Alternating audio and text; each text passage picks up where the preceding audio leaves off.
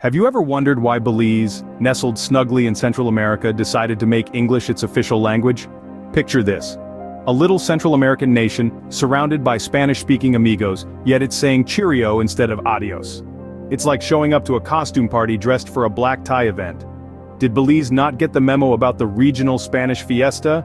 Or did it intentionally RSVP with a big English, yes please? So did Belize just miss the Spanish memo, or is there more to this story? Let's dig in. The answer lies in history, specifically during the era of colonial rule. You see, the British had a habit of popping in for a cup of tea, and forgetting to leave. Let's take a stroll down memory lane to the 17th century. The British arrived in Belize initially drawn by the lucrative logwood trade, but then they spotted the mahogany. Oh, the mahogany. It was like finding an extra biscuit in your cookie jar, and just like that, they decided to extend their stay. During their extended vacation, they left an indelible mark on Belize's culture, economy, and infrastructure. Picture this, a British lord, sipping tea in the tropical sun, teaching the locals cricket. That explains the national sport, doesn't it? The British also brought along their law and order, their system of education, and yes, their language. It's like they were setting up a mini Britain, only with more sunshine and less rain. Economically, the British transformed Belize into a hub for the logwood and mahogany trade, establishing the backbone of the country's economy. They built roads, ports, and even laid down the first railway tracks. Infrastructure-wise, Belize was getting a serious makeover, British style. So they came for the logwood, stayed for the mahogany, and left behind the English language, among other things. Talk about a lasting impression. Finally, in 1981, Belize wrote a breakup note to Britain. It was time to see other people, or in this case, become its own person. Now, breakups are never easy, and this one had its own share of drama, like an episode straight out of a daytime soap opera.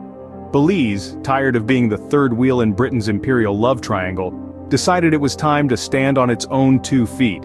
But, just like any other breakup, there were disputes over who gets what. Enter Guatemala playing the role of the jealous ex, laying claims over Belize's territory. It was as if Belize had left one relationship only to be pulled into another one. But Belize, determined and resolute, wasn't going to let any territorial squabble stand in its way. It pushed through, standing firm in its quest for independence. And just like that, the breakup was official. Belize was single and ready to mingle on the world stage. Now, Belize is living its best independent life, but it can't seem to shake off its British ex completely.